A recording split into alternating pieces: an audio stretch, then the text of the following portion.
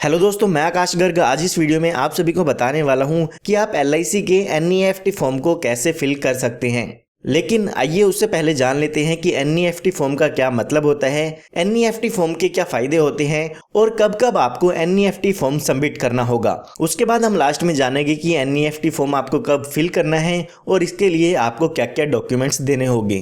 तो अगर हम बात करते हैं NEFT के मतलब की, तो NEFT का फुल फॉर्म होता है national electronic fund transfer.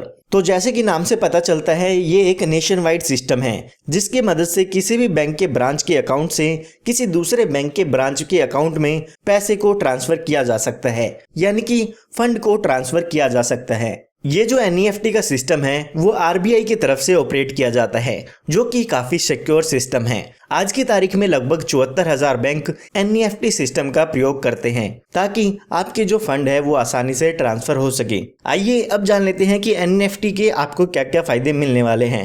NEFT का सबसे पहला फायदा ये है कि अगर आप अपनी पॉलिसी में NEFT को इनेबल करा देते हैं तो जिस दिन भी आपकी पॉलिसी की पेमेंट की ड्यू डेट है तो उसी दिन आपके बैंक अकाउंट में आपके पैसे की पेमेंट हो जाती है, यानी कि जो आपके फंड है उसको ट्रांसफर कर दिया जाता है। मान लेते हैं आपकी पॉलिसी की जो मैच्योरिटी डेट है वो 15 दिसंबर है, तो अगर आप 15 दिसंबर से पहले ही अपनी पॉलिसी में NEFT फॉर्म को सबमिट कर देते हैं तो ठीक 15 तारीख को आपके बैंक अकाउंट में आपकी पॉलिसी की मैच्योरिटी आ जाती है। अब भी काफ़ी लोग ऐसे होते हैं जो पॉलिसी की मैच्योरिटी से पहले ही NEFT फॉर्म को सबमिट नहीं करते हैं। वो पॉलिसी के 15 दिन बाद, 1 महीने बाद अपने पॉलिसी के डॉक्यूमेंट्स को सबमिट करते हैं, उसके बाद ही उन्हें पेमेंट मिल पाती है। तो मैं आपसे यही रिक्वेस्ट करूंगा, जब भी आपको पेमेंट मिलनी है उससे पहले ही आप इस फॉर्म को अपनी पॉलिसी में सबमिट जरूर कराएं, ताकि जो भी आपकी ड्यू डेट है ठीक उसी डेट को आपको पेमेंट मिल सके।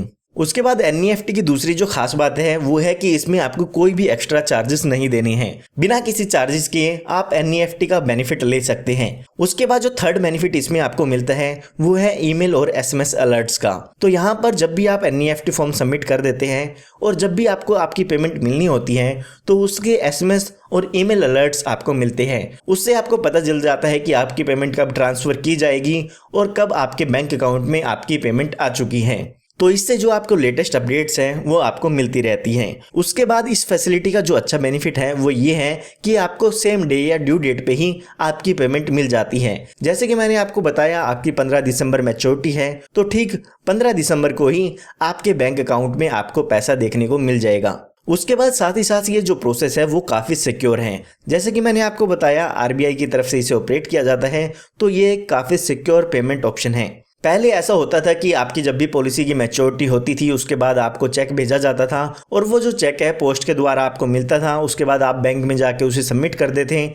बैंक 3 से 4 दिन में आपके चेक को क्लियर करता था, तो उस प्रोसेस में आपका काफ़ी टाइम वेस्ट हो जाता था। लेकिन अब वो काम काफ़ी आसान हो गया है। उसके अलावा LIC की तरफ से NEFT पेमेंट पे हर एक ट्रांजैक्शन का UTR नंबर क्रिएट किया जाता है, ताकि अगर पेमेंट में कोई भी दिक्कत आती है तो आप उस UTR नंबर की मदद से अपनी जो भी बैंक डिटेल्स की ट्रांजैक्शन है उसको आसानी से ट्रैक कर सकते हैं। आइए अब बात करते हैं कि NEFT फॉर्म आपको कब जमा करना होता है। तो अगर हम आसान भाषा में समझते हैं तो LIC से जब आपको पेमेंट मिलनी होगी उससे पहले आपको NEFT फॉर्म सबमिट करना होगा। यहाँ पर अगर हम बात करें LIC से कब कब आपको पेमेंट मिलनी है, तो पॉलिसी की मैच्योरिटी पर, जब आपको पॉलिसी पर लोन लेना होता है, या आपको कोई मनी बैक मिलना होता है, या आपको डेथ क्लेम मिलना होता है, या आपको पॉलिसी को सरेंडर करना होता है, तो ये ऐसे केसेस हैं जिनमें आपको LIC की तरफ से पेमेंट मिलनी होती है। तो इन सभी केसेस में आपको NEFT फॉर्म सबमिट करना होगा। आइए अब जान लेते हैं कि आपको NEFT फॉर्म को कैसे फिल करना है।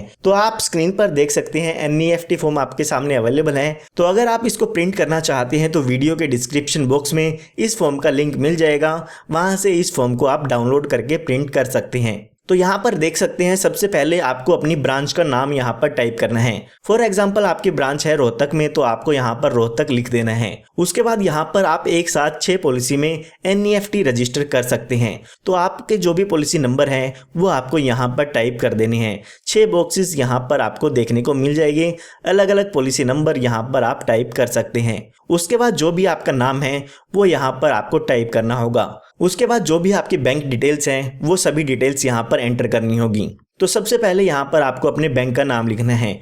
तो ये जो बैंक की डिटेल्स हैं ये कैंसिल चेक पर देखने को मिल जाती है या आपकी पासबुक पर आपको देखने को मिल जाएगी। आपकी बैंक का जो भी एड्रेस है वो यहाँ पर लिखना है और उसके बाद आपका कौन सा बैंक अकाउंट है। तो अगर आपका सेविंग अकाउंट है तो सेविंग लिख सकते हैं, करंट है तो करंट भी अकाउंट यहाँ पे लिख सकते हैं। उसके बाद जो भी आपका अकाउंट नंबर है वो आपको यहाँ पर लिखना है। अकाउंट नंबर लिखने के बाद आपको यहाँ पर IFS कोड लिखना होगा जो कि आपकी पासबुक पर लिखा होगा। IFS कोड लिखने के बाद आपको यहाँ पर अपना मोबाइल नंबर लिख देना है ताकि आपको जो भी SMS अलर्ट है या ईमेल अलर्ट है वो मिल सके। तो ईमेल आईडी भी यहाँ पर आप एंटर कर सकते हैं। अगर आपके पास ईमेल आईडी नहीं है तो आप इसे ब्लैंक भी छोड़ सकते हैं।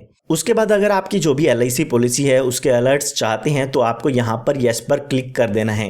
इसके लिए आपसे कोई भी एक्स्ट्रा चार्ज नहीं लिया जाता है। उसके बाद यहाँ पर आपको 2 बॉक्सेस देखने को मिल जाएंगे। तो यहाँ पर पूछा गया है कि आप यहाँ पर इस फॉर्म के साथ कैंसिल चेक लगाएंगे या अपने पासबुक की कॉपी लगाएंगे। तो आपके पास अगर कैंसिल चेक है तो आप कैंसिल चेक भी लगा सकते हैं और अगर आपके पास कैंसिल चेक नहीं है तो बैंक पासबुक की कॉपी भी आप इसके साथ लगा सकते हैं। कैंसिल चेक की इमेज आप स्क्रीन पर देख सकते हैं। जो भी आपका बैंक का चेक होता है अगर उसको आप 2 लाइन से क्रॉस करके उस पर कैंसिल लिख देते हैं तो उसे हम कैंसिल चेक कहते हैं। उस पर आपको ये बात याद रखनी है कि अगर आप कैंसिल चेक सबमिट करेंगे तो उसके ऊपर आपका नाम और आपका अकाउंट नंबर प्रिंट हो। तो अगर कैंसिल चेक पे आपका नाम और अकाउंट नंबर प्रिंट नहीं है तो आपको अपने बैंक पासबुक की फोटोकॉपी इसमें देनी होगी। तो जो भी यहाँ पर डॉक्यूमेंट आप सबमिट करेंगे उस पर यहाँ पर आपको टिक कर देना है। उसके बाद यहाँ पर आपको साइन करने होंगे और जिस भी डेट को आप ये फॉर्म सबमिट करेंगे वो डेट आपको यहाँ पर मेंशन कर देनी है। इस फॉर्म के साथ साथ आपको कैंसिल चेक या आपके पासबुक की कॉपी सबमिट कर देनी है। इसके साथ आपको एक अपना ID प्रूफ भी सबमिट करना है जिसमें आप अपना आधार कार्ड या ड्राइविंग लाइसेंस सबमिट कर सकते हैं। तो उम्मीद करता हूं आपको पता चल गया होगा NEFT फॉर्म के बारे में और NEFT फॉर्म कैसे सबमिट करना है उसके बारे में। अगर आप इसके बारे में और भी कोई डिटेल जानना चाहते हैं तो वो आप कमेंट में पूछ सकते हैं और अगर आप इस फॉर्म को डाउनलोड करना चाहते हैं तो इसका लिंक आपको डिस्क्रिप्शन बॉक्स में मिल जाएगा। उम्मीद करता हूँ आपको ये वीडियो पसंद आई होगी। पसंद आई है तो इस वीडियो को लाइक ज़रूर कीजिएगा और आप हमारे चैनल को भी सब्सक्राइब कर सकते हैं क्योंकि इस तरह की लेटेस्ट वीडियोस मैं आप सभी के लिए लाता रहता हूँ। धन्यवाद।